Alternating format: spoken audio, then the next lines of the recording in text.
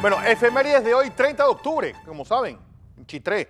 Pues hace algunos años nació don José, así que por algo hoy es el día del cine, por alguien que ha vivido una vida de película, como usted. Hoy es el día de cine. ¿Por qué? Porque los Lumière pues, presentaron la primera película. La industria del celuloide, pues hoy una de las industrias más rentables, más exitosas y más, bueno, fancy del mundo. A mí siempre me trae a colación porque después de la Segunda Guerra Mundial, para que Francia recibiese parte de la ayuda del Plan Marshall, pues tuvo que hacer ciertas concesiones a los Estados Unidos. Por ejemplo, que sus cines presentasen pues, películas americanas por lo menos 2 veces a la semana, pues que la Coca-Cola pudiera venderse pues, en toda la República Francesa. Y hubo la discusión, y uno de los que les tocó negociar fue a Arthur Meyer, el de la Metro Goldwyn Mayer. Y cuando se sienta con su contraparte francesa, este le dice, es que aquí el cine es un arte. Dice, bueno, para que usted sepa, el cine es un negocio, por eso esto se llama showbiz y no show art. Vamos a 1932, porque cuando estábamos pues consiguiendo o tratando de buscar una identidad, darle pues orgullo a los panameños, que nos sintiésemos orgullosos de todo lo que nosotros teníamos, pues se buscó talento. Y uno de los talentos que se encontró pues en esa época difícil, en esa época de inicios de los 70, fue esta señora, nacida en Tonosí, Reina Torres de Araúz, pues antropóloga, creadora del Museo del Hombre Panameño. Pues antes la historia de Panamá se resumía todo el periodo precolombino a un párrafo. Esta señora pues nos dio ese orgullo de entender sitios como el Caño, como Sitio Conte, como esa riqueza orfebre de nuestros antepasados, y creó esa maravilla en un edificio majestuoso que era el Museo del Hombre Panameño. Hoy, pues, venida menos, pero sin lugar a dudas, pues será por siempre pues la gran herencia cultural precolombina y esta, su más importante promotora. Reina Torres de Araúz, nace un día como hoy, en 1932. Vamos a 1938, porque un día como hoy es uno de los días más importantes de la historia de la radiodifusión mundial. ¿Por qué? Porque Orson Welles pues agarra y hace pues una presentación, una especie de radionovela con 22 años, de una presentación de la Guerra de los Mundos, pánico en Nueva York. La gente pensaba que realmente era un ataque marciano.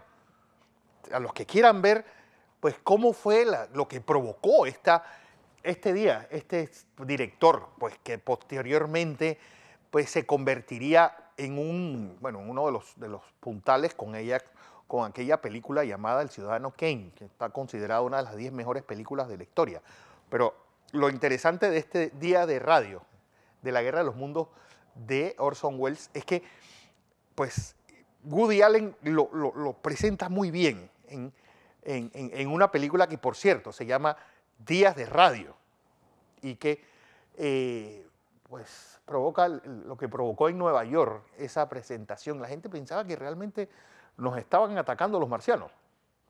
Para que vean la genialidad hasta dónde llega, y que la radio siempre será el teatro de la mente. Imagínense lo que la gente se está imaginando.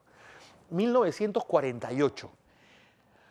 Todos hablamos de lo que es la Segunda Guerra Mundial, pero hay países que tuvieron todavía una posguerra muy dura.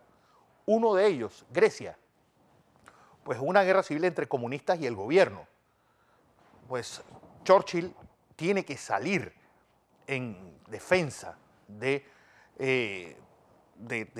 una de sus de Grecia, y sobre todo pues en la promesa de Stalin de no intervenir más allá de los límites que se habían trazado en Yalta. Una guerra civil que destruyó Grecia sin lugar a dudas, y que pues si no es por la intervención inglesa, hoy día imagínense el polvorín que hubiéramos tenido en esa zona oriental del Mediterráneo. Afortunadamente para los griegos pues pudieron controlar, y una guerra civil sangrienta, porque Los griegos, como ha dicho Churchill, como dice Hitler, son los mejores guerreros de la historia. Pues no por algo, el cementerio alemán más grande fuera de Alemania, en Europa Occidental, está en Creta. Ojo, después de esa batalla pues, intensa con los ingleses.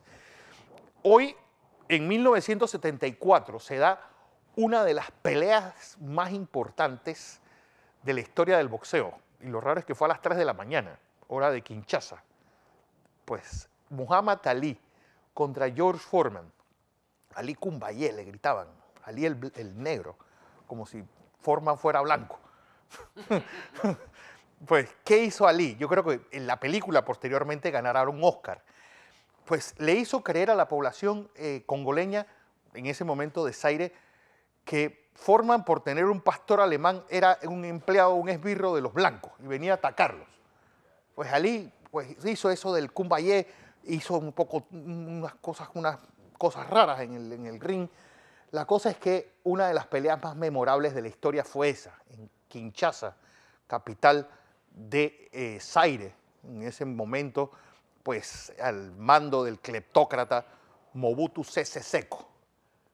Otra cosa interesante es que posteriormente la Fania también tuvo un concierto en ahí, y ahí pues también tocaron Celia Cruz y compañía. Varias de las letras que ustedes no entienden, tan dichas en ese idioma africano, pues, y no les explico mejor qué es lo que estaban tratando de pedirle. Vamos a 1983, porque tras 7 años de una de las dictaduras más sangrientas y más encarnizadas de la historia latinoamericana, Raúl Alfonsín gana las elecciones en la Argentina y hace que los militares regresen a los cuarteles, pues después de haber quebrado, arruinado y asesinado a un país en medio también de una guerra sucia contra guerrilleros comunistas.